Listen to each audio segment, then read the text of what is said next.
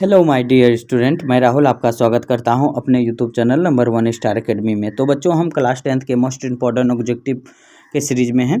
तो फर्स्ट में हम देख चुके हैं बच्चों श्रम विभाजन और जाति प्रथा के चैप्टर के महत्वपूर्ण ऑब्जेक्टिव को, और सेकेंड क्लास में हम देखें 20 के दांत के महत्वपूर्ण ऑब्जेक्टिव क्वेश्चन को। तो बच्चों, इस क्लास में हम भारत से हम क्या सीखें, फर्स्ट चैप्टर थर्ड चैप्टर है, सॉरी एक क्लास थोड़ा लंबा होने वाला है क्योंकि इस क्लास में हम बच्चों मैराथन के तौर पे 4-5 क्लास को देखेंगे।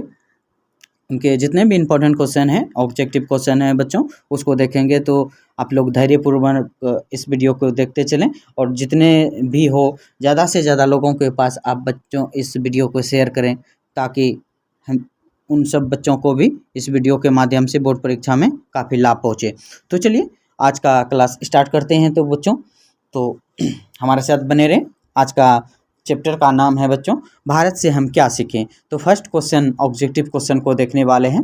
तो फर्स्ट ऑब्जेक्टिव क्वेश्चन है बच्चों, मैक्स मूलर ने सर्वविध संपदा और प्राकृतिक सौंदर्य से परिपूर्ण किस देश को माना। तो बच्चों, जैसे ही हम सेकेंड क्लास या फर्स्ट क्लास में भी बोल चुके हैं कि बच्चों, जो अगर अभ्यास के तौर पे देख रहे हैं, रिवीजन के तौर पे देख रहे हैं, तो उसके लिए काफ़ी इंपॉर्टेंट क्लास है बच्चों।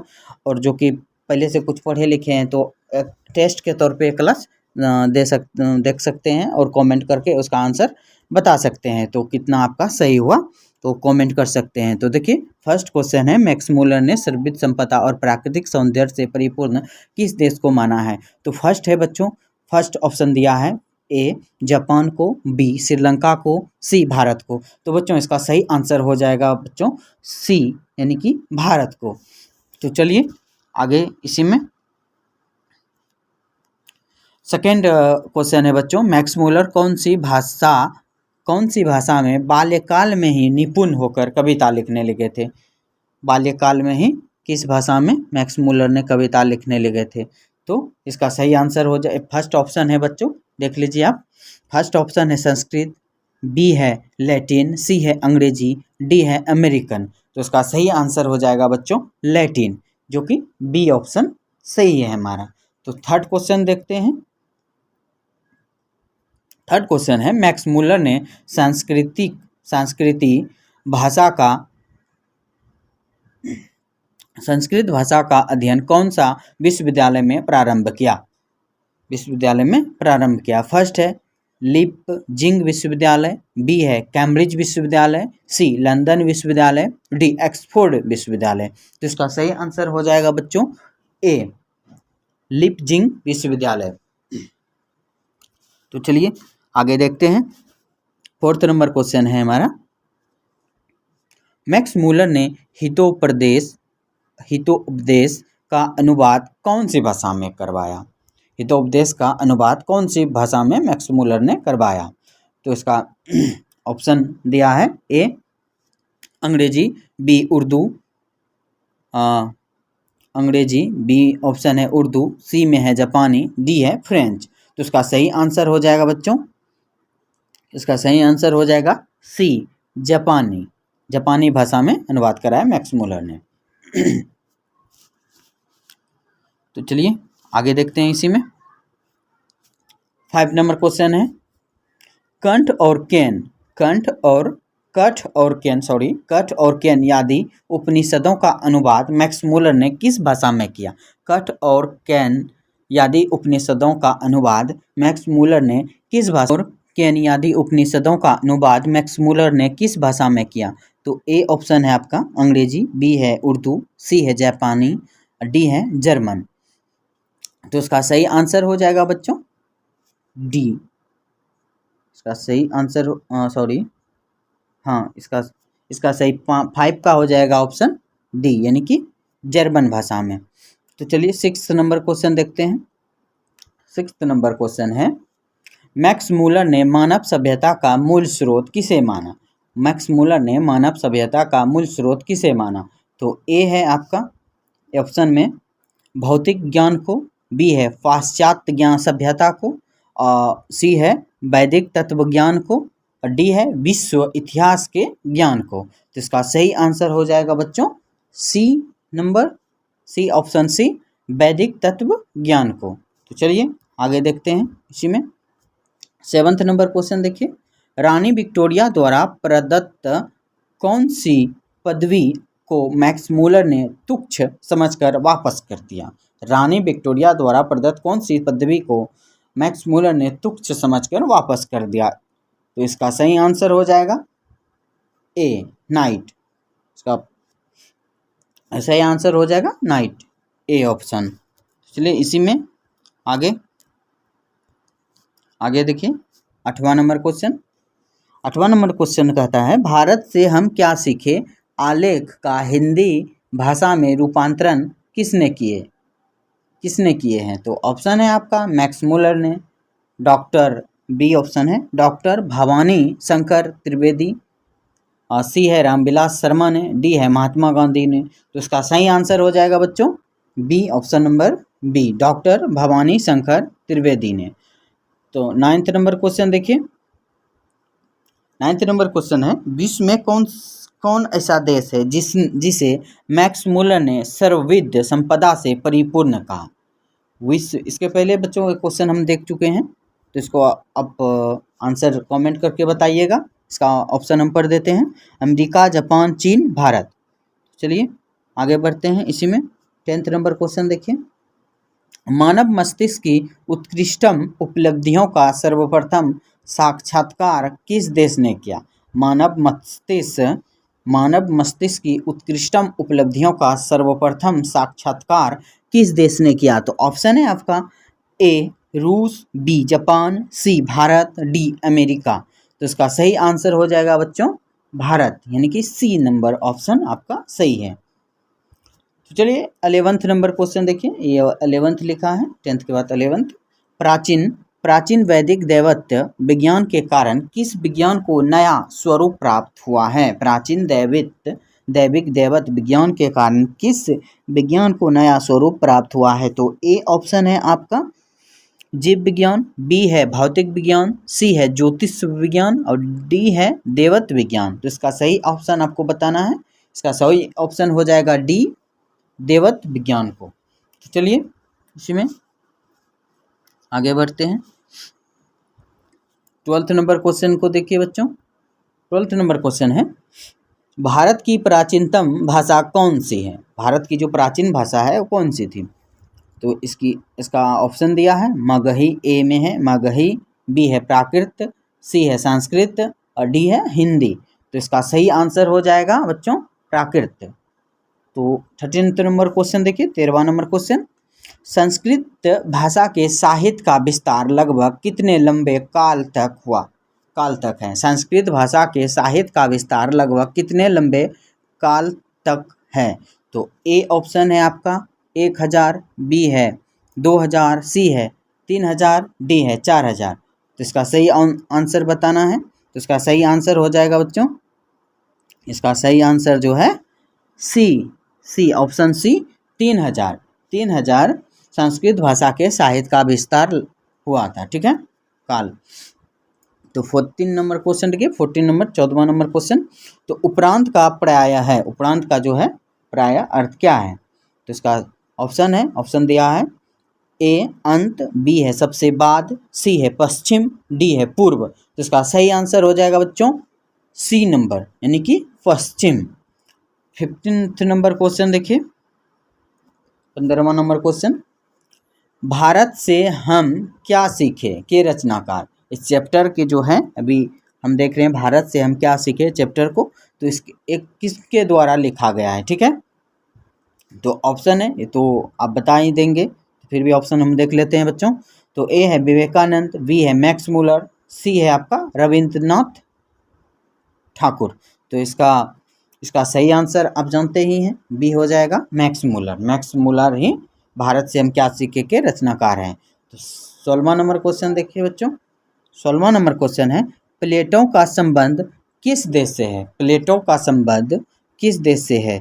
तो ए ऑप्शन है इटली से, बी स्पेन से, सी भारत से, डी यूनान से। तो इसका सही आंसर हो जाएगा डी, यानी कि यूनान से। डी ऑप्शन है यूनान से, प्लेटो का संबंध यूनान से है, ठीक है। तो आगे बढ़ते हैं इसी में। तो चलिए 17वां नंबर क्वेश्चन देखते हैं। इसके पहले हम 16वां नंबर क्वेश्चन देख चुके हैं बच्चों। तो 17वां नंबर क्वेश्चन है, देखिए, मुंडा किस देश की जनजाति है? मुंडा जो है बच्चों किस देश की जनजाति है? तो ऑप्शन है आपका मंगोल, ए ऑप्शन है मंगोल, बी है चीन, सी ऑप्शन है मुल्तान, डी है भारत। तो मुंडा किस देश की जनजाति है? ऑप्शन दिया है मंगोल, चीन, मुल्तान, भारत। इसका सही आंसर आपको बताना है। तो देखिए इसका सही आंसर हो जाएगा, इसका सही आंसर है डी, भारत। भारत भारत की जनजाति मुंडा है, ठीक है। तो 18वां नंबर क्वेश्चन देखिए। 18वां नंबर क्वेश्चन है, सर विलियम जोन्स ने भारत की यात्रा कब की थी? सर विलियम जोन्स ने भारत की यात्रा कब की थी? ऑप्शन ए है 1957 ईस्वी में, ऑप्शन बी है 1750 ईस्वी में, ऑप्शन सी है 1790 ईस्वी में, ऑप्शन डी है 1783 ईस्वी में। सर विलियम जोन्स ने भारत की यात्रा कब की थी? तो ऑप्शन दिए गए हैं 1957 ईस्वी में, 1750 ईस्वी में, 1790 ईस्वी में, 1783 ईस्वी में। तो इसका सही आंसर हो जाएगा बच्चों डी, ऑप्शन डी, 1783 ईस्वी में सर विलियम जोन्स ने भारत की यात्रा की थी, ठीक है। तो 19वां नंबर क्वेश्चन देखते हैं। पर्तन मानव का अर्थ है, पर्तन मानव का अर्थ है। ऑप्शन ए है लघु मानव, बी है महामानव, सी है प्राचीन मानव, डी है निर्धन मानव। तो ऑप्शन है, 4 ऑप्शन दिए हैं, लघु मानव, महामानव, प्राचीन मानव, निर्धन मानव। तो इसका सही आंसर बताना है। इसका सही आंसर हो जाएगा सी, प्राचीन मानव। अब देखिए 20वां नंबर क्वेश्चन। 20वां नंबर क्वेश्चन है, मैक्स मूलर का जन्म कब हुआ था? मैक्स मूलर राइटर जो है उनका जन्म कब हुआ था? तो ऑप्शन ए है 6 सितंबर 1823 को, 6 सितंबर 1823 को, 6 सितंबर 1823 को, 6 अक्टूबर 1823 को, 6 नवंबर 1823 को और 6 दिसंबर 1823 को। तो ऑप्शन है आपका, 4 ऑप्शन दिए गए, इसमें सही आंसर हो जाएगा आपका डी, यानी कि मैक्स मूलर का जन्म 6 दिसंबर 1823 ईस्वी को हुआ था, ठीक है। तो 21वां नंबर क्वेश्चन देखते हैं, 21वां नंबर क्वेश्चन इसी में। तो 21वां नंबर क्वेश्चन है आपका, मैक्स मूलर का जन्म कहाँ हुआ था? मैक्स मूलर का जन्म कहाँ हुआ था उसका वो बताना है आपको, गांव किस राज्य में हुआ था। तो ऑप्शन ए आपका है, ऑप्शन ए है Ratna Park Nepal,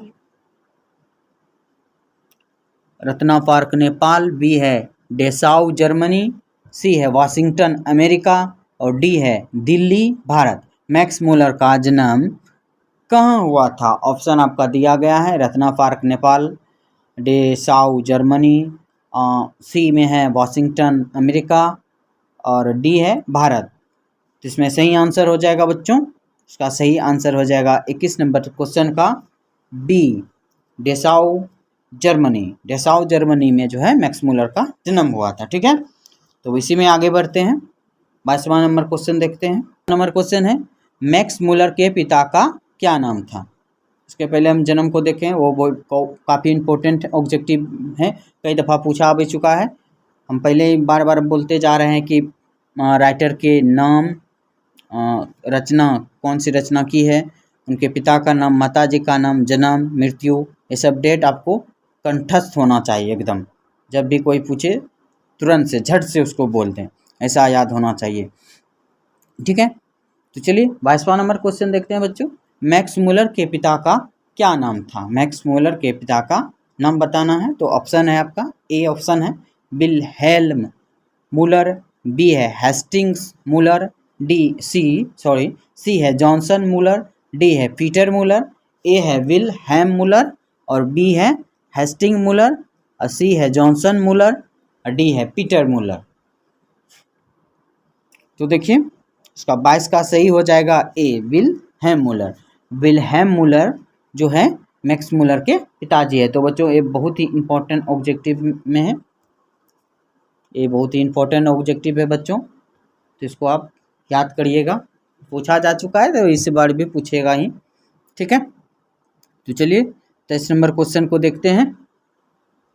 23 number question है आपका, मैक्स मूलर को देवांतियों का देवांती किसने कहा? मैक्स मूलर को जो है देवांतियों का देवांती किसने कहा? किसी के द्वारा मैक्स मूलर को देवांतियों का देवांती बोला गया, तो कौन थे? ठीक है, ऐसा प्रश्न है आपका।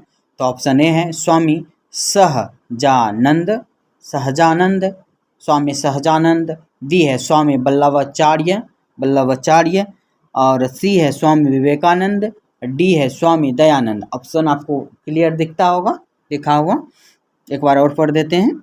ए ऑप्शन है स्वामी सजानंद, बी है स्वामी वल्लभाचार्य, सी है स्वामी विवेकानंद, डी है स्वामी दयानंद। तो आपका सही ऑप्शन हो जाएगा बच्चों इसमें 23 नंबर क्वेश्चन का, इसका सही आंसर हो जाएगा, इसका सही आंसर हो जाएगा 23 नंबर का सी, स्वामी विवेकानंद। स्वामी विवेकानंद के द्वारा मैक्स मूलर को देवांतियों का देवांती कहा गया था, ठीक है, समझ में आ गया। तो आगे बढ़ते हैं, 24 नंबर क्वेश्चन को देखते हैं। 24 नंबर क्वेश्चन है, सबका सी होगा तो आपको ध्यान से दिखाई पड़ता होगा, ठीक है। 24 नंबर क्वेश्चन देखते हैं, कालिदास रचित मेघदूतम का पदानुवाद किसने किया? कालिदास रचित मेघदूतम का पदानुवाद किसने किया? तो ऑप्शन है आपका ए रविंद्रनाथ ठाकुर, बी है स्वामी विठलनाथ, और सी है कालिदास, और डी है मैक्स मूलर। इसका डी है मैक्स मूलर। ऑप्शन आपका दिया गया है रविंद्रनाथ ठाकुर, स्वामी विल्लठनाथ, कालिदास, और डी है मैक्स मूलर। तो इसका सही आंसर हो जाएगा डी, यानी कि मैक्स मूलर, ठीक है। इसमें आगे बढ़ते हैं। अब 25 नंबर क्वेश्चन है, मैक्स मूलर की मृत्यु कब हुई थी? मैक्स मूलर की मृत्यु कब हुई थी? ये भी बहुत ही वीवीआई है बच्चों, बार बार हम बोल रहे हैं, पिता माता और मृत्यु और जन्म का डेट आपको पता ही होना चाहिए। कई दफ़ा पूछा जा चुका है, ये सब कई दफ़ा पूछता है और इस बार भी पूछेगा ही ऑब्जेक्टिव में, ठीक है। तो मैक्स मूलर की मृत्यु कब हुई थी? ऑप्शन है ए, ऑप्शन है 16 अक्टूबर 1901 को, ऑप्शन बी है 20 अक्टूबर 1901 को, ऑप्शन सी है 24 अक्टूबर 1900 को, और डी है 28 अक्टूबर 1900 को। एक बार और देख लेते हैं, मैक्स मूलर की मृत्यु कब हुई थी? ऑप्शन ए 16 अक्टूबर 1901 को, बी है 20 अक्टूबर 1901 को, सी है 24 अक्टूबर 1900 ईस्वी को, और डी है 28 अक्टूबर 1900 ईस्वी को। तो इसका सही आंसर हो जाएगा बच्चों डी, यानी कि 28 अक्टूबर 1900 ईस्वी को मैक्स मूलर की मृत्यु हुई थी, ठीक है। तो हमारा चैनल का नाम आपको याद ही होगा, नंबर 1 स्टार एकेडमी, ठीक है। आप इसको सब्सक्राइब करते चलिएगा, ठीक है, और दोस्तों के साथ भी शेयर करते चलिएगा। इसके आगे अभी और हम इसमें देखने वाले हैं ऑब्जेक्टिव को, इम्पोर्टेंट, आप लोग बने रहें। इसके बाद हम इसमें देखेंगे बच्चों, चैप्टर अभी हम देख चुके हैं भारत से हम क्या सीखे, चैप्टर 3 को। इसके बाद हम देखेंगे चैप्टर 4 को, इसी क्लास में हम देखने वाले हैं 4th को, नाखून क्यों बढ़ते हैं, ठीक है। तो आप लोग धैर्यपूर्वक इस क्लास को देखते चलें, थोड़ा क्लास लंबी होने वाली है। इसमें बच्चों हम 2-3 चैप्टर को डिस्कस कर देंगे, उनका इम्पोर्टेंट ऑब्जेक्टिव क्वेश्चन को। तो यह वीडियो बहुत से दोस्तों में भी, ग्रुप में भी शेयर करते चलिएगा, लाइक करते चलिएगा। चलिए इसी में अब आगे देखेंगे। तो चलिए 4th नंबर चैप्टर को देखते हैं, नाखून क्यों बढ़ते हैं। इसके पहले बच्चों इसी क्लास में अभी हम देख चुके हैं चैप्टर नंबर 3 को, ठीक है। चैप्टर का नाम था भारत से हम क्या सीखें, किन के द्वारा लिखा गया है, तो मैक्स मूलर के द्वारा लिखा गया था, ठीक है।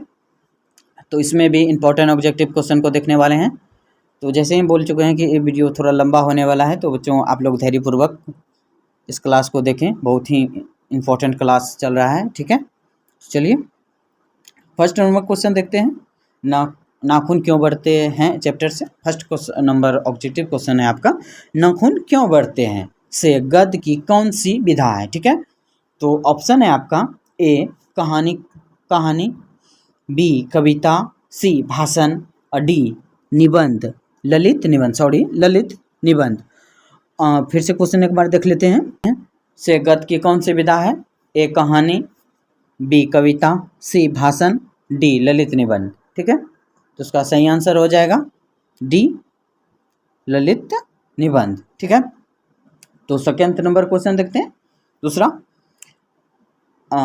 अनाम दास का पोथा साहित्य किस विधा की रचना है? अनाम दास का पोथा साहित्य, ठीक है, पोथा साहित्य किस विधा की रचना है? तो आपका ऑप्शन दिया है, ए ऑप्शन है कहानी, बी है उपन्यास, सी है निबंध, डी है नाटक। तो इसमें ऑप्शन आपको सही बताना है, तो इसका सही आंसर हो जाएगा बच्चों बी, यानी कि उपन्यास। अनाम दास का पोथा साहित्य किस विधा की रचना है? तो इसका सही आंसर हो जाएगा बच्चों उपन्यास। ठीक है, तो थर्ड नंबर क्वेश्चन चलते हैं। इसी में थर्ड नंबर देखते हैं क्वेश्चन। इनमें कौन सी रचना निबंध संग्रह है? इसमें कौन सी रचना निबंध संग्रह है? इसमें कौन सी रचना निबंध संग्रह है? तो देखिए ऑप्शन है आपका ए हिंदी साहित्य की भूमिका, बी है प्राचीन भारत के कलात्मक विनोद। इसी का ऑप्शन है बच्चों, आपको आसानी से दिखता होगा, ऐसा करते हैं। बी ऑप्शन है प्राचीन भारत के कलात्मक विनोद, और सी है नाथ सिद्धों की बानियाँ, ठीक है, नाथ सिद्धों की बानियाँ, और डी है चारू चंद्र लेख। एक बार और देख लेते हैं, थोड़ा सा इशू आया होगा। इनमें कौन सी रचना निबंध संग्रह है? ठीक है, ए है साहित्य की भूमिका, बी है प्राचीन भारत के कलात्मक विनोद, सी है नाथ सिद्धों की बानियाँ, और डी है चारूचंद्र लेख। ठीक है, डी आपको दिखता होगा, डी लिखा हुआ है चारूचंद्र लेख। तो इसका सही आंसर हो जाएगा बच्चों बी। ठीक है, 3 का सही आंसर हो जाएगा बी, प्राचीन भारत के कलात्मक विनोद। ठीक है, तो आगे बढ़ते हैं। फोर्थ नंबर क्वेश्चन देखिए। द्विवेदी जी को आलोक पर्व पर कौन सा पुरस्कार मिला? द्विवेदी जी को आलोक पर्व पर कौन सा पुरस्कार मिला? तो ऑप्शन देखिए, ऑप्शन देखते चलिए। ऑप्शन है आपका ए प्रेमचंद पुरस्कार, बी कुमारन आसान पुरस्कार, सी ज्ञानपीठ पुरस्कार, और डी साहित्य अकादमिक पुरस्कार। तो इसका सही आंसर हो जाएगा बच्चों ऑप्शन डी साहित्यिक अकादमिक पुरस्कार द्विवेदी जी को आलोक पर्व पर मिला। ठीक है, तो इसमें अब इसी में आगे चलिए देखते हैं फिफ्थ नंबर क्वेश्चन बच्चों। फिफ्थ नंबर क्वेश्चन है कालिदास की लालित्य योजना किन की रचना है? कालिदास की लालित्य योजना किन की रचना है? तो ऑप्शन है रामविलास शर्मा की, बी ऑप्शन है नलिन बिलोचन शर्मा की, सी हजारी प्रसाद द्विवेदी की, डी अशोक वाजपेयी की। फिफ्थ नंबर क्वेश्चन लिखा हुआ है कालिदास की लालित्य योजना किन की रचना है? ऑप्शन देख चुके हैं। First option A option Ramvilas Sharma की, बी नलिन बिलोचन शर्मा की, सी हजारी प्रसाद द्विवेदी की, डी अशोक वाजपेयी की। ठीक है, तो इसका सही आंसर हो जाएगा बच्चों सी हजारी प्रसाद द्विवेदी की ललित योजना, कालिदास की ललित योजना की। ठीक है, सिक्स्थ नंबर क्वेश्चन देखिए। सिक्स्थ नंबर क्वेश्चन है आपका मनुष्य को नाखून की जरूरत कब थी? बहुत ही इंपॉर्टेंट क्वेश्चन है बच्चों, बहुत ही इंपॉर्टेंट क्वेश्चन है, बहुत ही इंपॉर्टेंट ऑब्जेक्टिव है। ठीक है, कई दफ़ा पूछा जा चुका है, इसलिए बच्चों हम जितने भी इंपॉर्टेंट ऑब्जेक्टिव क्वेश्चन है उसको ही हम लेके आए हैं। किताब में तो बहुतों के बहुत दिए जाते हैं, लेकिन पूछा कम ही जाता है। ठीक है, उसी के माध्यम से जितने भी इंपॉर्टेंट क्वेश्चन गेस्ट क्वेश्चन हो सकते हैं उसको ही हम देख रहे हैं वीडियो में। ठीक है, तो आप वीडियो को बहुत ही ध्यानपूर्वक देखते चलिए। तो सिक्स्थ नंबर क्वेश्चन देखिए, मनुष्य को नाखून की जरूरत कब थी? तो ऑप्शन ए है जंगली जीवन में, बी है शिक्षित जीवन में, सी है शिक्षित अशिक्षित जीवन में, बी ऑप्शन दिया था बच्चों शिक्षित जीवन में, और सी है अशिक्षित यानी कि जो पढ़ा लिखा नहीं है, अशिक्षित जीवन में, और डी है अविकसित जीवन में। ठीक है, अविकसित मतलब विकास नहीं किया गया हो। ठीक है, तो इसका सही आंसर हो जाएगा ए, जंगली जीवन में नाखून की जरूरत थी मनुष्यों को। ठीक है, तो आगे चलिए 7th नंबर क्वेश्चन की तरफ देखते हैं। 7th नंबर क्वेश्चन, 7वां नंबर क्वेश्चन है, 7वां नंबर क्वेश्चन है बच्चों, 7वां नंबर क्वेश्चन है देवेंद्र को मानवेंद्र से क्यों सहयोग लेना पड़ा। ठीक है, एक पात्र है बुक की कहानी का, देवेंद्र को मावेंद्र, देवेंद्र और मावेंद्र। ठीक है, उनका ये ऑब्जेक्टिव है।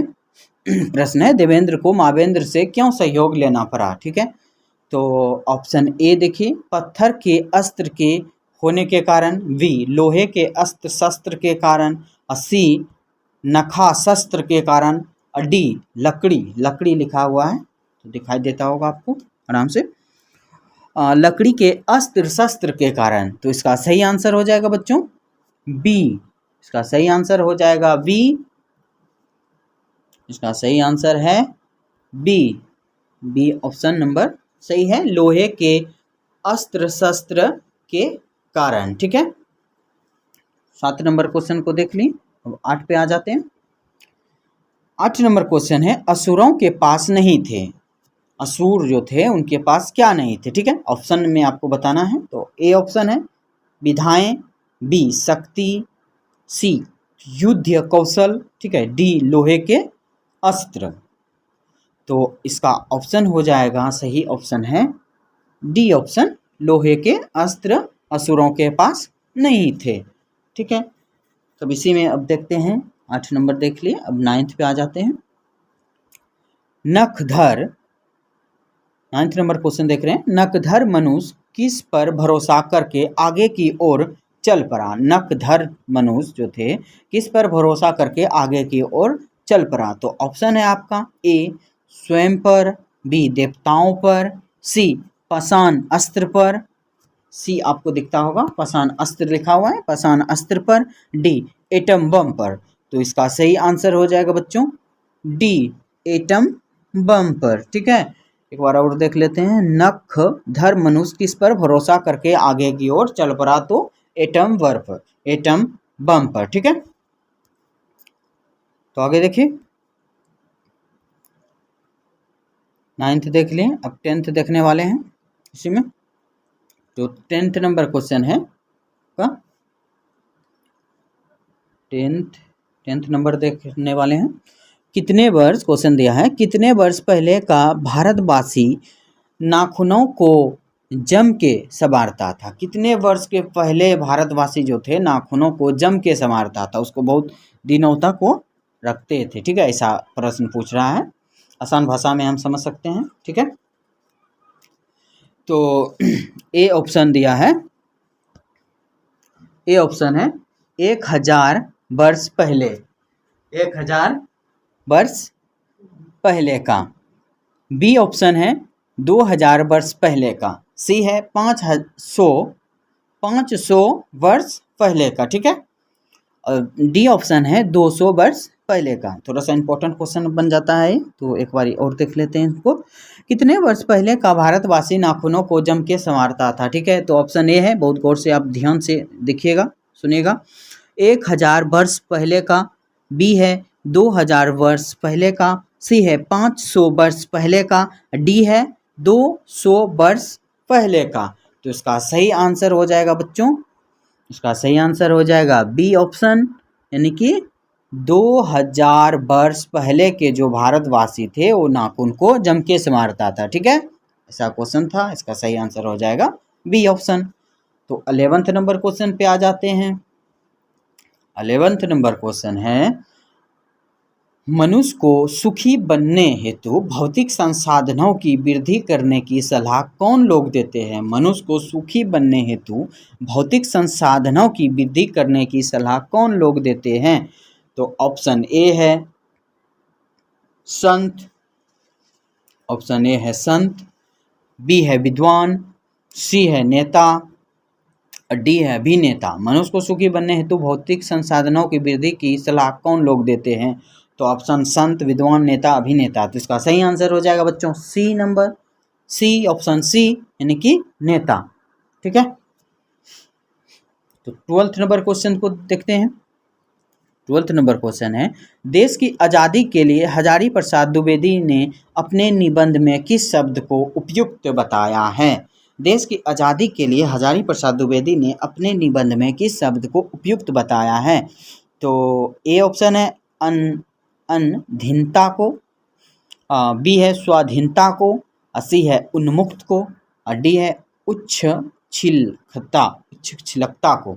ठीक है, तो उसका सही आंसर हो जाएगा 12th का, इसका सही आंसर हो जाएगा 12th नंबर का बी, यानी कि स्वाधीनता को जो है देश की आज़ादी के लिए हजारी प्रसाद द्विवेदी ने अपने निबंध में उपयुक्त बताया। ठीक है, तो अब आगे चलिए, इसी में 13वां नंबर क्वेश्चन देखते हैं। नाखून क्यों बढ़ते हैं? निबंध में लेखक ने किस बूढ़े का जिक्र किया है? ठीक है, नाखून क्यों बढ़ते हैं? तो ऑप्शन है आपका ए बालकृष्ण गोखले, सरदार पटेल, और सी है महात्मा गांधी। 3 ऑप्शन दिया है, इनमें सही आंसर बताना है। तो इसका सही आंसर हो जाएगा बच्चों सी, यानी कि महात्मा गांधी नाखून क्यों बढ़ते हैं, निबंध में लेखक ने महात्मा गांधी का जिक्र किया है। ठीक है, तो 14th नंबर क्वेश्चन, 14वां नंबर क्वेश्चन देखते हैं। क्वेश्चन है आपका, गौतम ने कहा था कि मनुष्य की मनुष्यता है। गौतम बुद्ध ने कहा था कि मनुष्य की मनुष्यता है। ऑप्शन ए सभी के दुख सुख को सहानुभूति के साथ देखना। ऑप्शन ए सभी के दुख सुख को सहानुभूति के साथ देखना। ऑप्शन बी सभी के प्रति असमानता का भाव रखना। ऑप्शन सी स्वार्थ का भाव रखना। डी भौतिक विकास करना। तो इसका सही आंसर हो जाएगा ए, ऑप्शन ए सभी के दुख सुख को सहानुभूति के साथ देखना। ठीक है, अब 15th नंबर क्वेश्चन देखते हैं। 15th नंबर क्वेश्चन है आपका,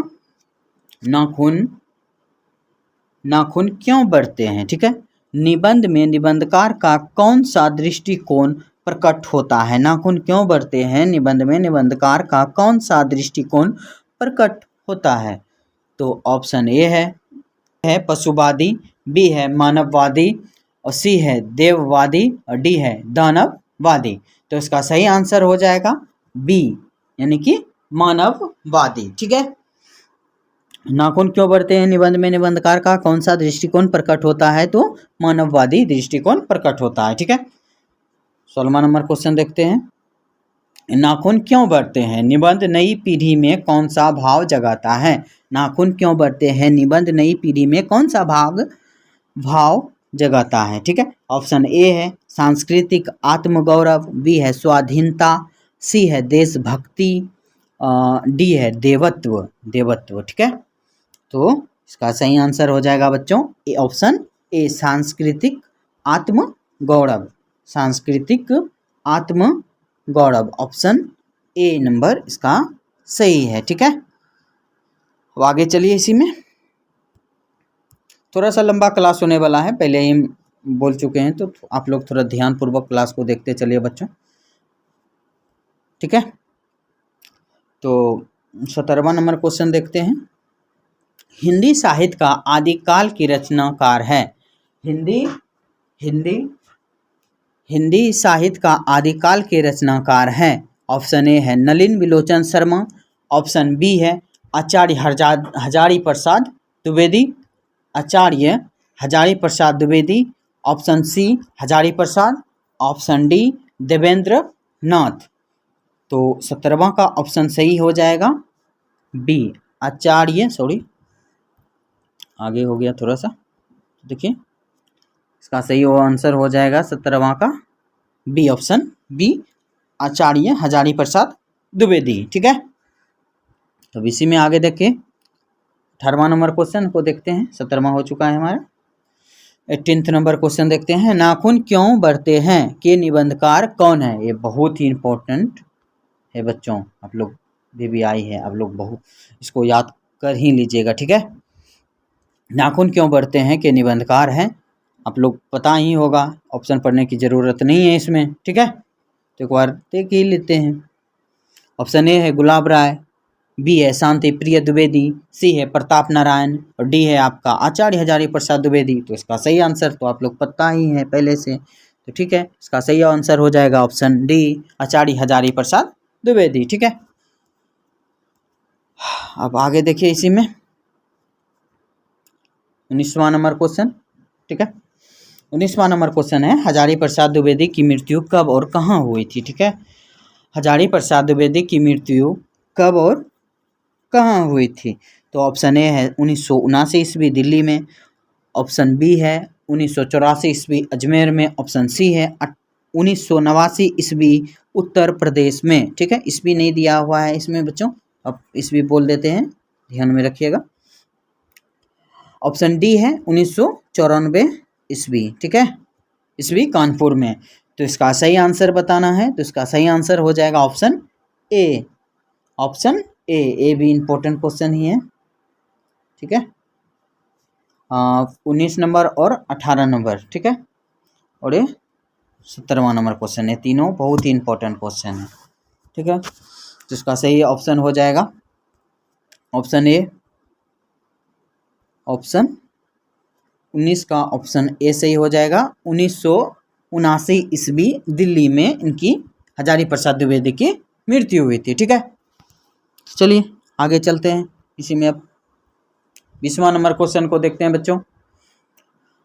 आचार्य हजारी प्रसाद द्विवेदी ने साहित्य की किस विधा में लेखन नहीं किया है, आचार्य हजारी प्रसाद द्विवेदी ने साहित्य के किस विधा में लेखन नहीं किया है, तो ए है आलोचना, बी है उपन्यास, सी है कहानी, डी है निबंध। तो इसका आंसर हो जाएगा सी, यानी कि कहानी। कहानी में जो है लेखन विधा नहीं किया है आचार्य हजारी प्रसाद द्विवेदी ने, ठीक है। 21वां नंबर क्वेश्चन देखते हैं बच्चों। 21वां नंबर क्वेश्चन आपकी स्क्रीन के ऊपर दिया गया है। द्विवेदी जी, यहाँ द्विवेदी जी लिखा है, आपको आसानी से दिखता होगा, ठीक है। जहाँ नहीं दिख रहा है बच्चों, हल्का फुल्का कोई दिक्कत आ रही है तो हम थोड़ा सा उसको 2 बार रिपीट कर रहे हैं, ठीक है। आप लोग धैर्यपूर्वक क्लास को देखते चलिए। द्विवेदी जी ने निर्लज्ज अपराधी किसे कहा, द्विवेदी जी ने निर्लज्ज अपराधी किसे कहा है, तो ऑप्शन ए है नाखून को, बी है चोर को, सी है डाकू को, डी है बदमाश को। इसका 21 नंबर क्वेश्चन देख रहे हैं, इसका सही ऑप्शन हो जाएगा, जैसे ही चैप्टर का नाम ही है नाखून क्यों बढ़ते, तो का सही आंसर हो जाएगा ए, नाखून को द्विवेदी जी ने निर्लज्ज अपराधी कहा, ठीक है। तो 22वां नंबर क्वेश्चन देखिए। 22वां नंबर क्वेश्चन है कामसूत्र किसकी रचना है, कामसूत्र किसकी रचना है, तो इसका सही ऑप्शन देख लीजिए हैं पहले। ए हजारी प्रसाद द्विवेदी की, बी पतंजलि की, सी वात्स्यायन अज्ञेय की, रामानुजाचार्य की। इसका सही ऑप्शन हो जाएगा ऑप्शन 22 का सही है ऑप्शन सी, 22 का ऑप्शन सी, ठीक है। 22 का ऑप्शन सी हो जाएगा। सूत्र किसकी रचना है, तो कामसूत्र वात्स्यायन अज्ञेय की रचना है, ठीक है। तो 23वां नंबर क्वेश्चन देखते हैं। सिथक का अर्थ होता है, सिथक का अर्थ पूछ रहा है क्या होता है, तो ऑप्शन आपका है ए साबुन, बी महावर, सी दर्पण, डी मोम,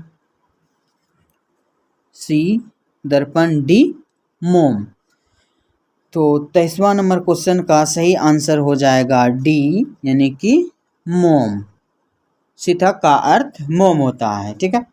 24वां नंबर क्वेश्चन देखिए। महाभारत क्या है, महाभारत पूछ रहा है क्या है, एक उपन्यास है, बी कहानी है, सी शास्त्र है, या डी पुराण है। तो 24 का सही आंसर हो जाएगा डी पुराण है, इसका सही आंसर हो जाएगा बच्चों डी पुराण है, ठीक है। इसी में आगे चलिए इसके पहले हम 24 नंबर क्वेश्चन को देख चुके हैं बच्चों, ठीक है। 25वां नंबर क्वेश्चन देखिए। 25वां नंबर क्वेश्चन आपके स्क्रीन पे दिया है। किस देश के लोग बड़े बड़े नख पसंद करते थे? पहले के ज़माने में किस देश के लोग बड़े बड़े नाखून पसंद करते थे? नख मतलब नाखून होता है, ठीक है। तो ए ऑप्शन दिया है गौड़ देश, ठीक है। बी कैंकई देश, सी वाहिक्य देश, डी गंधार देश, ठीक है। तो इसका 25 का सही ऑप्शन हो जाएगा ए गौड़ देश, ठीक है। 26वां नंबर क्वेश्चन देखिए। 26वां नंबर क्वेश्चन है हिरोशिमा कहाँ अवस्थित है? हिरोशिमा किस स्थान पे अवस्थित है या कहाँ हिरोशिमा है? किस देश में हिरोशिमा? इसे हम समझा दिए, आपको कोई भी तरह का दिक्कत नहीं होगा, ठीक है। तो ऑप्शन है चीन में, ऑप्शन ए चीन में, ऑप्शन बी जर्मनी में, ऑप्शन सी नेपाल में, और डी है ऑप्शन डी जापान में। तो इसका सही ऑप्शन आपको बताना है, आप लोग को तो पता ही होगा। इसका सही ऑप्शन है डी जापान में, ठीक है। 27वां नंबर क्वेश्चन देखिए। 27वां नंबर क्वेश्चन है महावीर प्रसाद द्विवेदी का जन्म कब हुआ था? ये VVI ऑब्जेक्टिव हो गया, ठीक है। ये VVI ऑब्जेक्टिव है। तो 27वां नंबर क्वेश्चन है महावीर प्रसाद द्विवेदी का जन्म कब हुआ था? तो ऑप्शन ए है 1905 ईस्वी में, बी ऑप्शन 1907 ईस्वी में, ऑप्शन सी 1909 ईस्वी में, ऑप्शन डी 1911 ईस्वी में। 27वां नंबर क्वेश्चन का सही ऑप्शन है बच्चों ऑप्शन बी 1907 ईस्वी में, ठीक है। आप लोग को याद रहेगा महावीर प्रसाद द्विवेदी का जन्म हुआ था 1907 ईस्वी में, ठीक है। तो 28वां नंबर क्वेश्चन देखिए महावीर प्रसाद द्विवेदी का जन्म कहाँ हुआ था? महावीर प्रसाद द्विवेदी का जन्म कहाँ हुआ था? महावीर प्रसाद द्विवेदी का जन्म कहाँ हुआ था? तो ए है समस्तीपुर बिहार, बी दिया है बलिया बिहार, सी है बलिया उत्तर प्रदेश, और डी है इलाहाबाद, इलाहाबाद ये भी यूपी में ही पड़ता है, उत्तर प्रदेश, ठीक है। तो इसका सही ऑप्शन हो जाएगा बच्चों 28वां नंबर क्वेश्चन हम देख रहे हैं। 28वां नंबर क्वेश्चन का सही ऑप्शन है option C, option C, option C. 28वां नंबर क्वेश्चन का ऑप्शन सी है बलिया यूपी यानी कि उत्तर प्रदेश, ठीक है। तो इसी में आगे बढ़ते हैं, लास्ट में ही हैं हम। इसमें देखिए 29वां नंबर क्वेश्चन देखिए नख किसका प्रतीक है? इसको हम पहले ही भी देख चुके थे इसलिए शॉर्ट में लिख दें एक ही ऑप्शन के तौर पे। इसका नख किसका प्रतीक है? तो पशुता का प्रतीक है, ठीक है। नख कौन रखता है बड़ा बड़ा? तो पशु रखते हैं, ठीक है। 30वां नंबर क्वेश्चन देखिए। 30वां नंबर क्वेश्चन पृथ्वीराज रासो किनका संपादन है? पृथ्वीराज रासो किनका संपादन है? तो ए ऑप्शन है हजारी प्रसाद द्विवेदी का, बी है मैक्स मूलर का, सी है सुमित्रा नंदन पंत का, और डी है नलिन विलोचन शर्मा का। तो ऑप्शन है, ऑप्शन तो पढ़ चुके हैं, ऑप्शन देख लीजिए एक बारी। हजारी प्रसाद द्विवेदी का, मैक्स मूलर का, सुमित्रा नंदन पंत का, नलिन विलोचन शर्मा का। तो इसका सही आंसर हो जाएगा 30 का ए हजारी प्रसाद द्विवेदी का, ठीक है। तो अब 31वां नंबर क्वेश्चन देखने वाले हैं। आज का इस नाखून क्यों बढ़ते हैं क्लास का लास्ट इम्पोर्टेंट क्वेश्चन को देखेंगे अभी हम। 31वां नंबर क्वेश्चन, ठीक है। आप लोग क्लास में बने रहें, इसके बाद फिर हम लेके आएंगे नगरीय लिपि के इम्पोर्टेंट ऑब्जेक्टिव क्वेश्चन को। बच्चों पहले ही बोल चुके हैं कि क्लास थोड़ा लंबा होने वाला है, तो अब धैर्यपूर्वक क्लास को देखते चले। बहुत ही इम्पोर्टेंट क्लास है, इग्नोर नहीं करिएगा। दोस्तों के साथ शेयर जरूर से ज़रूर करिएगा, हमारा विनती है आपसे, बस यही रिक्वेस्ट है। तो चलिए 31वां नंबर क्वेश्चन देखते हैं। 30 देख चुके हैं, 31वां देखेंगे। अशोक के फूल किन की रचना है? अशोक के फूल किन की रचना है? तो ऑप्शन है आपका ए दिनकर की, बी सुमित्रानंद पंत की, और सी हजारी प्रसाद द्विवेदी की, और डी गुणाकर मूले की। तो ऑप्शन में किसी भी तरह की दिक्कत नहीं हुई होगी, स्पष्ट से दिखाई दे पड़ता होगा। ठीक है, तो ऑप्शन फिर एक बार और देख लेते हैं। ऑप्शन ए अशोक के फूल किन की रचना है, प्रश्न है हमारा। तो ऑप्शन ए है दिनकर की, बी सुमित्रानंद पंत की, सी हजारी प्रसाद द्विवेदी की, डी गुणाकर मूले की। तो इसका सही आंसर हो जाएगा बच्चों बी नंबर, यानी कि सुमित्रानंदन पंत की। ठीक है, बी ऑप्शन सही हो जाएगा। चलिए इसी में आप कंटिन्यू बने रहें। तो आगे हम देखेंगे अभी हम नगड़ी लिपि का इम्पोर्टेंट ऑब्जेक्टिव क्वेश्चन को। ठीक है, अभी तक बच्चों इसमें हम 4th चैप्टर तक देख चुके हैं ऑब्जेक्टिव, अब 5th चैप्टर को देखने वाले हैं। ठीक है, ठीक है बच्चों, तो आप नंबर 1 स्टार अकेडमी को सब्सक्राइब भी करते चलिए बच्चों, आपसे बस यही रिक्वेस्ट है। लाइक भी करते चलिए, सब्सक्राइब भी करते चलिए, ज़्यादा से ज़्यादा आप सपोर्ट करिएगा, तभी थोड़ा सा हमें एक अंदर से फील होता है कि और वीडियो बनाया जाए। ठीक है, तो इसी में आप बने रहें।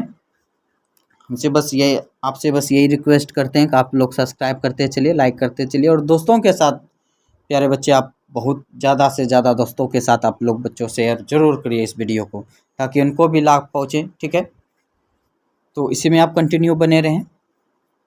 अब आगे देखेंगे हम नगरी लिपि चैप्टर 5 को।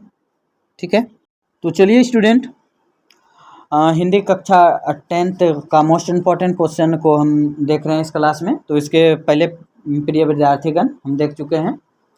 भारत से हम क्या सीखें, क्लास 10th के 3rd चैप्टर को देखें अभी हम हिंदी के, और 4th को इसी क्लास में हम देख चुके हैं।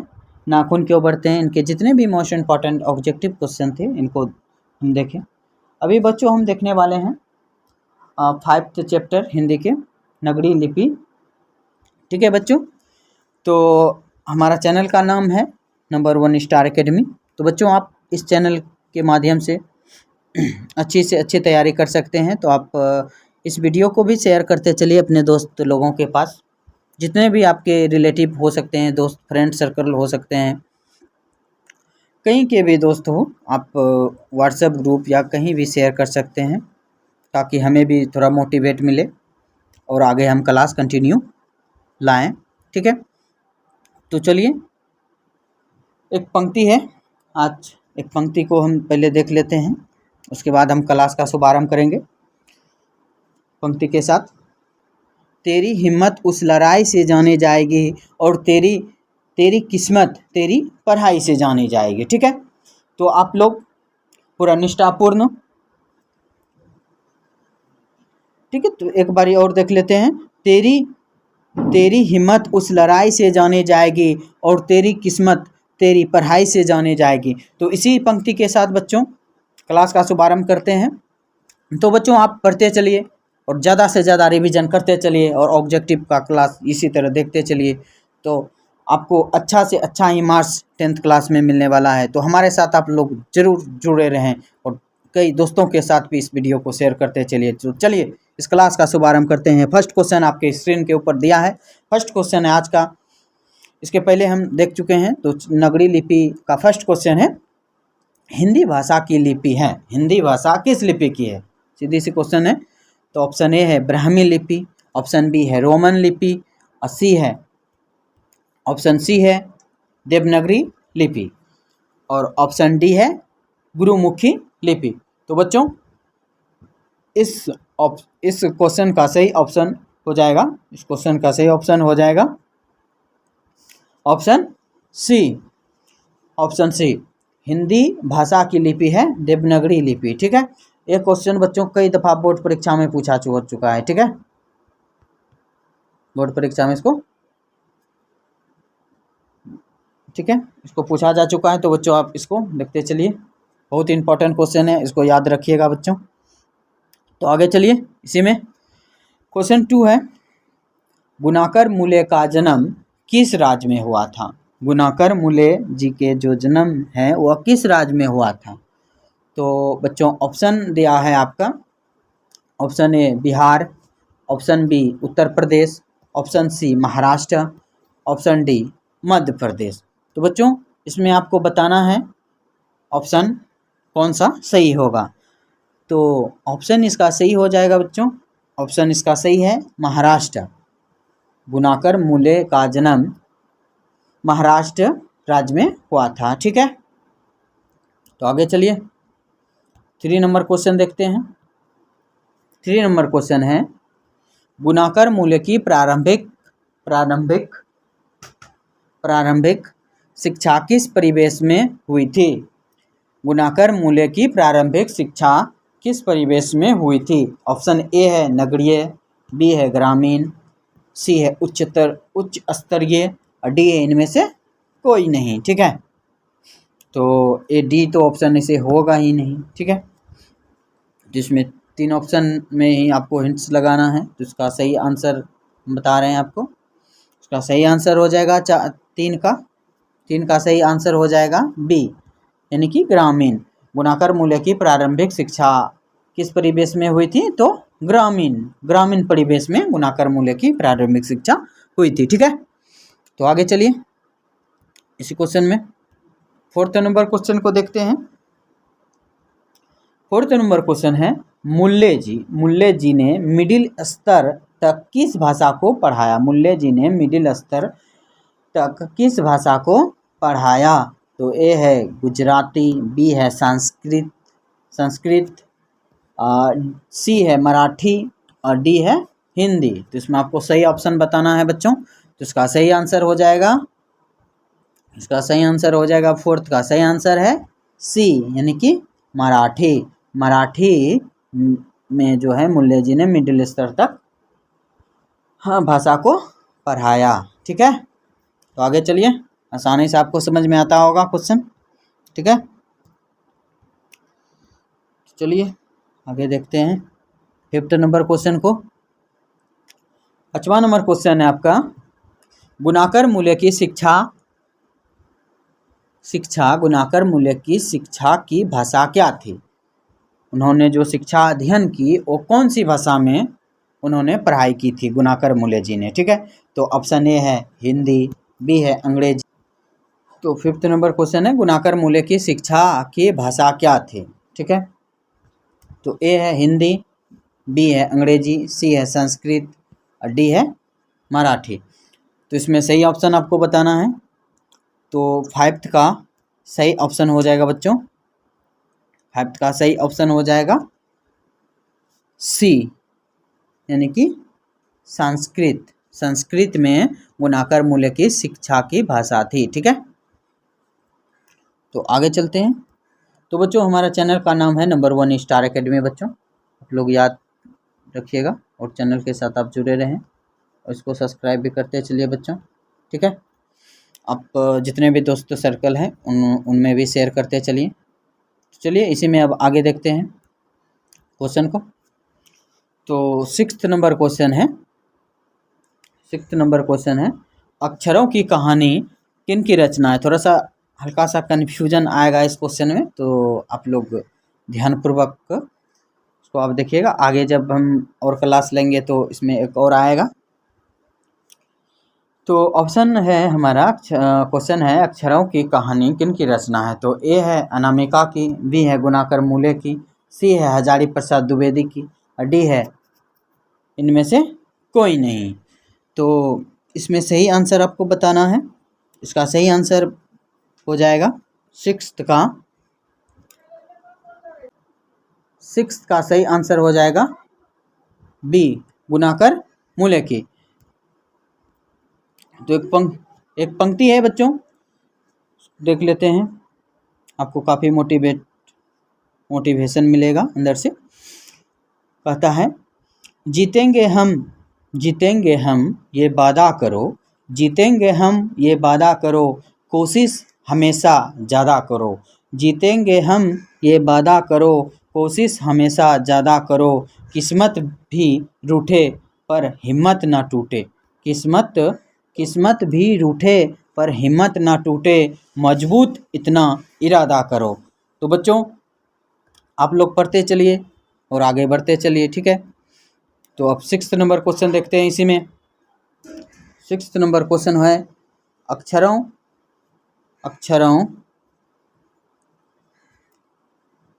6th नंबर क्वेश्चन है बच्चों, अक्षरों की कहानी किन की रचना है? तो इसका सही आंसर हो जाएगा बी, गुनाकर मूले की। ठीक है, आगे चलिए 7वां नंबर क्वेश्चन देखते हैं। 7वां नंबर क्वेश्चन है नगरी लिपि किस विधा की रचना है?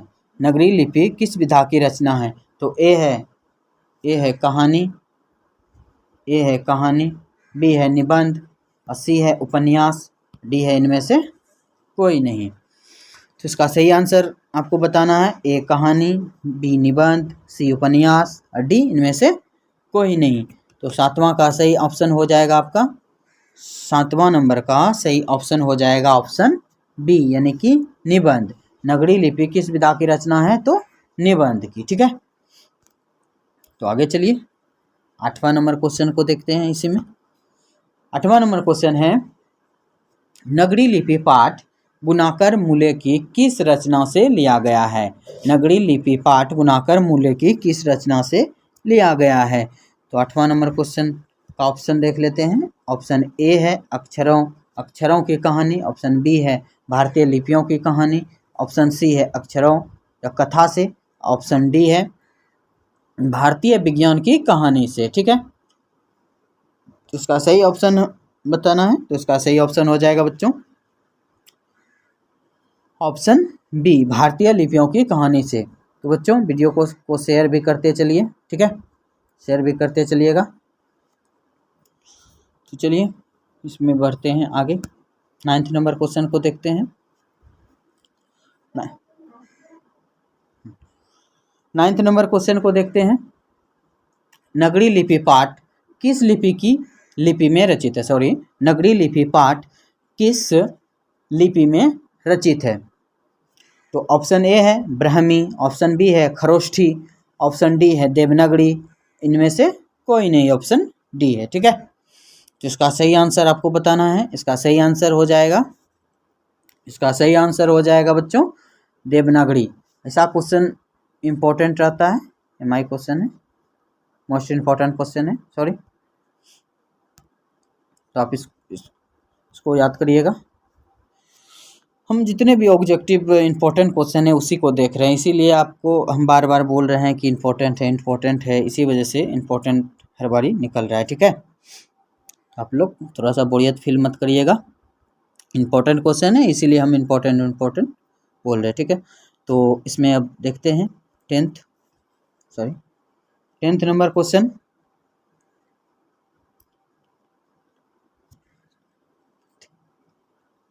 10th नंबर क्वेश्चन है आपके स्क्रीन पर, देवनागरी लिपि के टाइप लगभग कितने वर्ष पहले बने? देवनागरी लिपि के टाइप जो है कितने वर्ष लगभग कितने पहले बने? ठीक है, देवनागरी लिपि कितने सदी के टाइप लगभग पहले बने? ठीक है, तो इसमें ऑप्शन दिया है आपका बच्चों, ए ऑप्शन है हमारा 2 सदी, 3 सदी, सी है 1 सदी और डी इनमें से कोई नहीं। तो जैसे ही इनमें से कोई नहीं आए तो ज़्यादातर क्वेश्चन का तो ऑप्शन सही नहीं होता है, ये तो सबको समझ में आता ही होगा। ठीक है, तो इसका सही ऑप्शन हो जाएगा बच्चों 10th का ए, 2 सदी, ऑप्शन ए। तो चलिए बच्चों थोड़ा सा मोटिवेट हो जाते हैं। पंक्ति दिया है, अगर जिंदगी में कुछ पाना हो तो तरीके बदलो, इरादे नहीं। ठीक है, अगर जिंदगी में कुछ पाना है तो तरीके बदलो, इरादे नहीं। ठीक है, अगर मान के चलिए कि हम क्लास ले रहे हैं, आपको थोड़ा सा समझ में नहीं आ रहा, 2 बार 3 बार देखिए, पर ऐसा नहीं कि हम कुछ दूसरा देखने लगे, कहीं गाना सुनने लगे, तो ऐसा थोड़ा नहीं चलने वाला है। ठीक है, तो आप 1 बार नहीं 2 बार 3 बार जैसे देखते चलिएगा, रिवीजन होते जाएगा, आपको आराम से याद हो जाएगा। इसमें किसी भी तरह की परेशानी नहीं है बच्चों, आराम से 10th में हिंदी में अच्छा नंबर हम ला सकते हैं। ठीक है, इसका हम फुल सिलेबस को देखेंगे बच्चों, ऑब्जेक्टिव भी देखेंगे, उसके बाद हम इसका जितने भी मोस्ट इम्पॉर्टेंट शॉर्ट क्वेश्चन हो सकते हैं, लॉन्ग हो सकते हैं, निबंध को हम समझेंगे, इसमें पत्र लेखन को समझेंगे, व्याकरण को पढ़ने वाले हैं। आप लोग जितने भी विद्यार्थी के पास जो वीडियो पहुंच रहा है, जितने भी बच्चे वीडियो को देख रहे हैं, तो आप लोग ज़्यादा से ज़्यादा लोगों के साथ शेयर करें और बताइए कैसा भी कुछ है। ठीक है, नंबर 1 स्टार एकेडमी पता होना चाहिए हर एक बच्चों के ज़ुबान पे। हमारा चैनल का नाम आपको तो पता ही होगा, नंबर 1 स्टार एकेडमी है बच्चों। तो आप लोग ज़्यादा से ज़्यादा लोगों के साथ शेयर करते चलिए। अपने रिलेटिव में भी जब आप किसी से बात करते हैं तो हमारे चैनल का थोड़ा सा नाम बताइए, वो भी थोड़ा सा अच्छी शिक्षा को प्राप्त करे। ठीक है, तो 10th नंबर क्वेश्चन बच्चों हम देख लिए। अब 11th नंबर पे आ जाते हैं। आपको जितने भी ऑब्जेक्टिव दे रहे हैं हम, बहुत ही इंपॉर्टेंट क्वेश्चन है बच्चों, आप लोग इग्नोर मत करिएगा, बहुत ही हेल्पफुल रहेगा 2024 के बोर्ड परीक्षा में। जब आप हॉल से बाहर निकलिएगा तो एक एहसास होगा, चलो कुछ पढ़े थे हम नंबर 1 स्टार एकेडमी की तरफ से, बहुत कुछ अच्छा ही मिला। जहां आपका 20 से 25 सही होना था, वहां 40 से 45 सही नहीं हुआ, तो क्या बात करते हैं। ठीक है, तो 11th नंबर क्वेश्चन देखते हैं बच्चों, धैर्यपूर्वक क्लास को देखते चलिए। ठीक है, 11th नंबर क्वेश्चन है, नेपाली भाषा की लिपि है, नेपाली भाषा की लिपि है। ए है नेपाली, बी है खसखुरा, सी है नेवारी, डी है देवनागरी। देख लीजिए 11th नंबर क्वेश्चन देखिए, नेपाली भाषा की लिपि है, नेपाली भाषा की लिपि है। ए दिया है नेपाली, बी खसकूड़ा, ठीक है, सी नेवारी, डी देवनागरी। तो इसका सही ऑप्शन हो जाएगा बच्चों, इसका सही ऑप्शन है ऑप्शन डी, यानी कि देवनागरी, ऑप्शन डी देवनागरी। तो बच्चों आगे देखते हैं इसी में 12th नंबर क्वेश्चन को। 12th नंबर क्वेश्चन है हमारा, मराठी भाषा की लिपि है, मराठी भाषा की लिपि है। ये जितने भी लिपि के क्वेश्चन आ रहे हैं बच्चों, बहुत ही इंपॉर्टेंट क्वेश्चन, इसी में से किसी 2 या 3 ऑब्जेक्टिव आपको पूछा ही जाएगा। ठीक है, लोग आराम से इसको देखते चलिए, याद करते चलिए, जितने भी हो प्रैक्टिस करते चलिए, कई दफ़ा वीडियो देखते चलिए। बहुत बार रिविजन करने पे, 1 से 2 3 4 बार रिविजन करने पर आराम से कोई भी टॉपिक या कोई भी ऑब्जेक्टिव, कैसा भी प्रश्न हो, वो याद हो जाता है, ज़्यादा देर तक माइंड में सेव हो जाता है। चलिए, तो 12वां नंबर क्वेश्चन देखने वाले हैं हम, मराठी भाषा की लिपि है, मराठी भाषा की लिपि है। ऑप्शन ए है देवनागरी, बी है मराठी, सी है ब्राह्मी और डी है इनमें से कोई नहीं। ठीक है, तो इसका सही आंसर हो जाएगा बच्चों ए, ऑप्शन ए, यानी कि देवनागरी। ठीक है, चैनल का नाम याद रखिए, नंबर 1 स्टार एकेडमी। बच्चों बार बार हम लिख रहे हैं आपको याद रहने के लिए, याद रखने के लिए, तो आप लोग शेयर भी करते चलिएगा। ठीक है, तो इसी में अब आगे बढ़ते हैं, 13वां नंबर क्वेश्चन को देखेंगे अभी हम। 13th नंबर क्वेश्चन देखते हैं, गुणाकर मूल्य ने किस लिपि को प्राचीन नागरी लिपि की बहन से संज्ञा दी।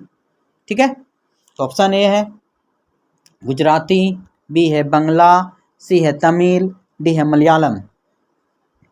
ए गुजराती, बी बंगला, सी तमिल, डी मलयालम। तो इसका सही ऑप्शन हो जाएगा प्यारे बच्चों, इसका सही आंसर हो जाएगा ऑप्शन बी बंगला। ठीक है, तो आगे बढ़िए, 14th नंबर क्वेश्चन को देखिए। 14th नंबर क्वेश्चन है प्यारे बच्चों, नगरी लिपि के आरंभिक लेख मिले हैं, नगरी लिपि के आरंभिक लेख मिले हैं। ऐसा क्वेश्चन बच्चों थोड़ा सा हिस्ट्री के बैकग्राउंड का है। ठीक है, हिंदी में भी पढ़ना पड़ता है। जब हिस्ट्री का लेके हम आएंगे तो आप देखिएगा, ऐसा इसमें भी क्वेश्चन मिलेगा आपको। ठीक है, नगरी लिपि के आरंभिक लेख मिले हैं, ए है ऑप्शन पूर्वोत्तर भारत से, बी है दक्षिण भारत से, सी है उत्तर भारत से और डी इनमें से कोई नहीं। तो प्यारे बच्चों इसका सही आंसर हो जाएगा ऑप्शन, इसका सही ऑप्शन हो जाएगा ऑप्शन बी दक्षिण भारत से, दक्षिण भारत से। इसका सही आंसर हो जाएगा ऑप्शन बी, दक्षिण भारत से। तो चलिए 15th नंबर क्वेश्चन देखते हैं। 15th नंबर क्वेश्चन है, गुप्त काल से किस लिपि का संबंध है? गुप्त काल से किस लिपि का संबंध है? Option A Siddham, B Brahmi, C Devanagari, D Gujarati. तो इसका सही आंसर हो जाएगा प्यारे बच्चों, इसका सही आंसर हो जाएगा ऑप्शन बी। इसका सही आंसर हो जाएगा ऑप्शन बी। चलिए आसानी से समझ में आता होगा हमारी भाषा, ठीक है। तो 16वां नंबर क्वेश्चन को देखते हैं। 16वां नंबर क्वेश्चन है हमारा, नागरी नाम अस्तित्व में कब आया? नागरी नाम अस्तित्व में कब आया? ठीक है, तो ऑप्शन देख लेते हैं। 1000 ईस्वी के आसपास, ऑप्शन बी है। ऑप्शन ए पहले देखिए 1000 ईस्वी के आसपास, ऑप्शन बी 1500 ईस्वी के आसपास, ऑप्शन सी 1600 ईस्वी के आसपास, ऑप्शन सी 1700 ईस्वी के आसपास। तो इसका सही आंसर हो जाएगा प्यारे बच्चों, इसका सही आंसर हो जाएगा हमारा ऑप्शन बी 1500 ईसा पूर्व ईस्वी के आसपास। सॉरी, ईसा पूर्व नहीं है, ईस्वी के आसपास, ठीक है। इसका सही आंसर हो जाएगा ऑप्शन बी 1500 ईस्वी के आसपास। तो चलिए आगे देखते हैं इसी में 17वां नंबर क्वेश्चन देखते हैं। 17th नंबर क्वेश्चन को देखते हैं। चलिए आपकी स्क्रीन पे दिया है, विजयनगर के शासकों ने अपने लेखों की लिपि को क्या कहा? विजयनगर के शासकों ने अपने लेखों की लिपि को क्या कहा? ऑप्शन ए है नगरी, ऑप्शन बी है नंदी नागरी, ऑप्शन सी है नागर, ऑप्शन डी है सिद्धम। तो 17th नंबर क्वेश्चन का सही आंसर हो जाएगा बच्चों ऑप्शन बी नंदी नागरी, ठीक है। चलिए आगे देखते हैं इसी में 18वां नंबर क्वेश्चन को देखते हैं। 18वां नंबर क्वेश्चन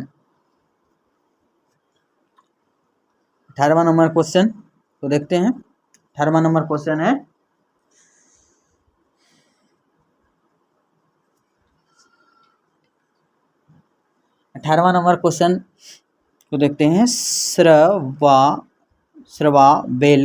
श्रवाबेलगोल जैन तीर्थ स्थान कहाँ है? ठीक है, तो ऑप्शन ए है हमारा Karnataka, option B Secunderabad, option C Allahabad, option D Vaishali.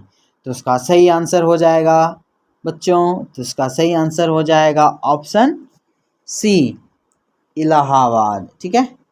18th का ऑप्शन सी इलाहाबाद। आसानी से आपको समझ में आता होगा। हमारा चैनल का नाम है बच्चों नंबर 1 स्टार एकेडमी, बार बार बोल रहे हैं हम, चलिएगा मत, शेयर भी करते चलिए दोस्तों के साथ बच्चों में मोटिवेट लोग इसको छोड़ते चलिएगा। इसका सही आंसर हो जाएगा 18th का कर्नाटक, श्रवाबेलगोल जैन तीर्थ स्थान कहाँ है? तो कर्नाटक में है। पिछले जो हम देखें वो थोड़ा गलत हो गया था, उसमें हम इलाहाबाद देखे थे। इसका सही आंसर हो जाएगा बच्चों कर्नाटक, ठीक है, उसके लिए सॉरी। तो 19 नंबर क्वेश्चन को देखते हैं। उसके पहले बच्चों हम एक लाइन देख लेते हैं, थोड़ा सा मोटिवेशन मिलते चले अंदर से आप सबों को। लाइन है, असफलता एक चुनौती है, उसे स्वीकार करो, क्या कमी रह गई है देखो और सुधार करो। असफलता एक चुनौती है, उसे स्वीकार करो, क्या कमी रह गई है देखो और सुधार करो। तो बच्चों जैसे हम देख रहे हैं ऑब्जेक्टिव का सेशन, इसमें आप लोग देखते होंगे नोट पे, कॉपी पे आप देखते होंगे ऑप्शन लिख के कि हाँ भाई कितना मेरा सही हुआ कितना गलत हुआ। मान के चलिए अभी हम 20 क्वेश्चन डिस्कस किए, इसमें किसी का 15, किसी का 20 में 20 भी हो सकता है, किसी का 5 भी नहीं सही हुआ। तो आप लोग को सफलता से घबराना नहीं है, आप लोग मेहनत करते चलिए, रिवाइज करते चलिए, आराम से हो जाएगा बच्चों, ठीक है। तो 19 नंबर क्वेश्चन को देखिए। 19 नंबर क्वेश्चन है, गुणाकर मूल्य की रचना है, गुणाकर मूल्य की रचना है। तो ऑप्शन ए है बहादुर, ऑप्शन ए है बहादुर, ठीक है, ऑप्शन ए है बहादुर, ऑप्शन ए है बहादुर, ऑप्शन ए बहादुर है। उसके बाद ऑप्शन बी 20 के दांत, ऑप्शन बी 20 के दांत, ऑप्शन सी नगड़ी लिपि, इनमें से कोई नहीं है, ऑप्शन डी।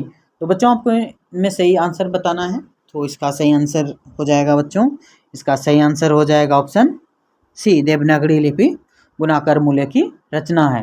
तो बच्चों जितने भी इम्पोर्टेंट क्वेश्चन है बच्चों उसी को हम देख रहे हैं, ठीक है, जो कि आगामी बोर्ड में आपको पूछने की बहुत ही 100% संभावना है, उनको ही हम देख रहे हैं। तो ठीक है बच्चों, आप लोग बोरियत फील मत करिए, तो चलिएगा बीच बीच में हम मोटिवेशनल लाइन को लाते आ रहे हैं। आप लोग का धैर्य टूटता नहीं जाए, ऐसा कुछ नहीं हो, थोड़ा सा बोरियत फील ना हो, ठीक है। तो 20 नंबर क्वेश्चन को देखते हैं। लिखा है 20 नंबर क्वेश्चन है, नगड़ी लिपि शीर्षक निबंध के निबंधकार है, नगड़ी लिपि शीर्षक निबंध के निबंधकार है। ऑप्शन ए है गुणाकर मूल्य, ऑप्शन बी है रामचंद्र शुक्ल, ऑप्शन सी है भोलानाथ तिवारी, ऑप्शन डी है कोई नहीं। तो इसका सही आंसर बताना है बच्चों, ऑप्शन ए है Gunakar Mulya, option B Ramchandra Shukla, option C doctor Bholanath Tiwari. तो 20 का सही ऑप्शन हो जाएगा ऑप्शन ए, ऑप्शन ए इसका सही आंसर हो जाएगा, ऑप्शन ए गुणाकर मूल्य, ठीक है। इसमें गुणाकर मूल्य लिखा है, साफ साफ दिखता होगा आपको, चलिए देख लीजिए, कोई दिक्कत नहीं। तो आगे बढ़ते हैं 21वां नंबर क्वेश्चन, 21वां नंबर क्वेश्चन को देखते हैं। दिया है किसे देवनागरी लिपि की संज्ञा दी गई, किसे देवनागरी लिपि की संज्ञा दी गई। तो ऑप्शन है ए प्रयाग को, ऑप्शन बी काशी को, ऑप्शन सी मथुरा को, ऑप्शन डी उज्जैन को। तो 21 नंबर का सही ऑप्शन हो जाएगा ऑप्शन बी, ठीक है, काशी को देवनागरी लिपि की संज्ञा दी गई, ठीक है। तो चलिए आगे चलते हैं, इसी में 22वां नंबर क्वेश्चन देखते हैं बच्चों। तो 22वां नंबर क्वेश्चन है प्यारे बच्चों, हिंदी के आदि कवि कौन है, हिंदी के आदि कवि कौन है। तो ऑप्शन ए है सरहदपाद, बी है तुलसी, सी है वाल्मीकि, डी है निराला। तो इसका सही ऑप्शन हो जाएगा प्यारे बच्चों, इसका सही ऑप्शन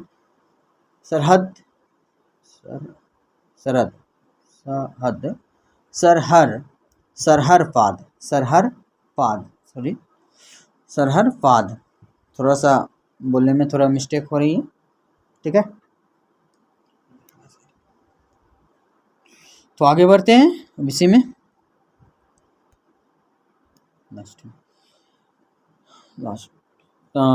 23वां नंबर क्वेश्चन देखते हैं।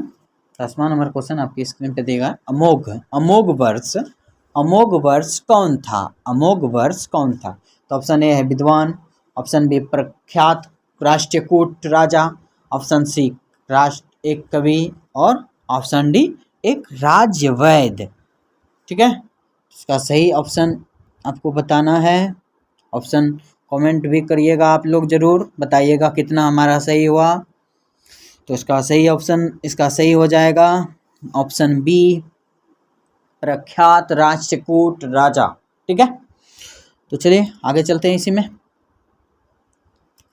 24 नंबर क्वेश्चन है। 24 नंबर क्वेश्चन स्क्रीन पे दिया है, मिहिर भोज की ग्वालियर प्रसिद्ध किस भाषा में है, मिहिर भोज की ग्वालियर प्रसिद्ध किस भाषा में है। तो option A Prakrit, option B Apabhramsha, option C Sanskrit, option D Hindi. Option A है प्राकृत, ऑप्शन बी है Apabhramsha, option C Sanskrit, option D Hindi. तो चलिए इसका सही आंसर हो जाएगा ऑप्शन इसका सही हो जाएगा संस्कृत, इसका सही हो जाएगा ऑप्शन सी संस्कृत, ठीक है। इसका सही ऑप्शन हो जाएगा ऑप्शन सी संस्कृत। तो चलिए इसी में अब आगे चलते हैं, आगे देख लेते हैं। तो ये तो इम्पोर्टेंट क्वेश्चन है, वीवीआई ही है, ठीक है। हम कई दफ़ा बोलते हैं कि बच्चों जन्म, लेखक का जन्म हो गया, मृत्यु का डेट, जन्म का डेट, उनके माता पिता का नाम, उनका जन्म कहाँ हुआ था, किस राज्य में हुआ था, किस गांव में हुआ था, वो आपको पता होना चाहिए, कितने ईस्वी में हुआ था। ये सब चीज़ आपको बहुत ही अच्छी तरह से पता होना चाहिए, कंठस्थ होना चाहिए, तभी जाके आप सही कर पाएंगे। थोड़ा सा रटने वाला काम रहेगा, आप लोग रट लीजिएगा, थोड़ा सा तो कष्ट करना ही पड़ेगा, ठीक है। इसका कोई शॉर्टकट नहीं है। तो चलिए इसी में 25 नंबर क्वेश्चन को देख रहे हैं हम। गुणाकर मूल्य का जन्म हुआ था, गुणाकर मूल्य का जन्म हुआ था, ऑप्शन ए है 1935 ईस्वी में, ऑप्शन बी 1936 ईस्वी में, ऑप्शन सी 1937 ईस्वी में, ऑप्शन डी 1938 ईस्वी में। तो इसका सही आंसर हो जाएगा ऑप्शन ए, यानी कि 1935 ईस्वी में गुणाकर मूल्य का जी का जन्म हुआ था। इसको एक बार सही तरीके से देख लीजिए, इसका ऑप्शन सही हो जाएगा प्यारे बच्चों, ऑप्शन ए 1935 ईस्वी। आपको याद होना ही चाहिए किसी भी तरह से, ठीक है। आप जिस जगह सोते हैं उस जगह आप जितने भी लेखक का नाम है, उनका जन्म स्थान, मृत्यु डेट, उनको आप एक पेपर पे लिख लीजिए। आप जिस जगह सोते हैं या आईना के पास किसी दीवार में आप चिपका लीजिए। आप किधर से भी आएँ, पढ़ के आएँ, कहीं से भी आएँ, पटाक एक बार देख लें, हो गया रिवाइज। डेली डेली ऐसे ही करते करते आपको आराम से याद हो जाएगा, किसी भी तरह की कठिनाई नहीं होगी, ठीक है। ये बहुत ही आसान तरीका है याद करने का। तो चलिए इसी में अब आगे बढ़ते हैं। 26 नंबर क्वेश्चन है प्यारे बच्चों, लास्ट क्वेश्चन 26 नंबर क्वेश्चन। तो हमारा तो 26 नंबर क्वेश्चन के पहले बच्चों हम एक मोटिवेशनल लाइन को देख लेते हैं, उसके बाद हम डिस्कस करते हैं 26 नंबर क्वेश्चन। तो हमारा चैनल का नाम है बच्चों नंबर 1 स्टार एकेडमी। तो चलिए लाइन है, मंजिल उन्हीं को मिलती है, मंजिल उन्हीं को मिलती है जिनके सपनों में जान होती है, जिनके सपनों में जान होती है। पंखे से कुछ नहीं होता, पंखों से कुछ नहीं होता, हौसलों से उड़ान होती है। मंजिल उन्हीं को मिलती है जिनके सपनों में जान होती है, पंखों से कुछ नहीं होता, हौसलों से उड़ान होती है। तो इसी के साथ बच्चों आज का लास्ट क्वेश्चन हम देखने वाले हैं, 26 नंबर क्वेश्चन। गुणाकर मूल्य की मृत्यु कब हुई थी? गुणाकर मूल्य जी की मृत्यु कब हुई थी? तो ऑप्शन ए है आपका, ऑप्शन ए दिया है 1995 ईस्वी, ऑप्शन बी 1999 ईस्वी, ऑप्शन सी 2005 ईस्वी और ऑप्शन डी है 2009 ईस्वी को, ठीक है। तो इसका सही ऑप्शन हो जाएगा ऑप्शन डी। तो बच्चे जैसे ही हमारा एक क्लास आप लोग देख लीजिए, इसका सही आंसर हो जाएगा, पहले तो हम देख लेते हैं, इसका सही आंसर हो जाएगा ऑप्शन डी 2009 ईस्वी को, ठीक है। तो हमारा चैनल का नाम है नंबर 1 स्टार एकेडमी। बच्चों आप लोग ज़्यादा से ज़्यादा दोस्तों के साथ शेयर करते चलिए। दोस्तों स्टूडेंट आप जितने भी रिलेटिव हैं बच्चों, उनके साथ शेयर करिए ये वीडियो, ताकि उनको भी इस वीडियो के माध्यम से लाभ ही मिले। आप लोग अच्छे से तैयारी करते चलिए और ऐसे ही हम क्लास लाते रहेंगे। जितने भी ऑब्जेक्टिव क्वेश्चन है इसको हम आराम से देख लेंगे। 5, 6, 7 वीडियो में हम पूरा ऑब्जेक्टिव हिंदी का देख लेंगे। इंपॉर्टेंट क्वेश्चन को लाते रहेंगे, जितने भी मोस्ट इम्पॉर्टेंट क्वेश्चन हो सकते हैं हिंदी में उसको हम देखेंगे। आप लोग इस वीडियो को भी शेयर करते चलिए, ज़्यादा से ज़्यादा लोगों के पास भी शेयर करिए, ताकि उन सबों को भी लाभ पहुँचे और हमें थोड़ा सा मोटिवेशन भी मिले, ताकि हम आगे भी वीडियो बनाते चलें, ठीक है। जैसे ही हमारा हिंदी का ऑब्जेक्टिव दोनों पार्ट, यानी कि हिंदी को दूली और एक हिंदी क्लास 10th में 2 किताबें चलती हैं, ठीक है। दोनों के ऑब्जेक्टिव को हम देख लेंगे 10 से 12 क्लास में हम, ठीक है। जैसे ही हमारा ख़त्म हो जाता है तो उसके बाद हम हिंदी व्याकरण और हिंदी व्याकरण भी साथ में चलेगा, और उसके बाद हमारा हिंदी के जितने भी लॉन्ग क्वेश्चन हो सकते हैं, कभी कभी निबंध का क्लास, गद्यांश, उसके बाद पत्र लेखन, जितने भी क्लास हैं उसको भी हम लोग लाते रहेंगे। इसके साथ बच्चों जैसे ही हमारा हिंदी का क्लास ख़त्म हो जाएगा 10 से 20 क्लास तक में, उसके बाद हम पूरा सोशल साइंस और साइंस को लेके आएंगे। उसके बाद इंग्लिश, संस्कृत, यानी कि मैथ का भी क्लास आपके चैनल पे चल ही रहा है, ठीक है। हमारे नीरज सर क्लास को ले रहे हैं, तो आप उनके क्लास को भी देखते चलिए बच्चों।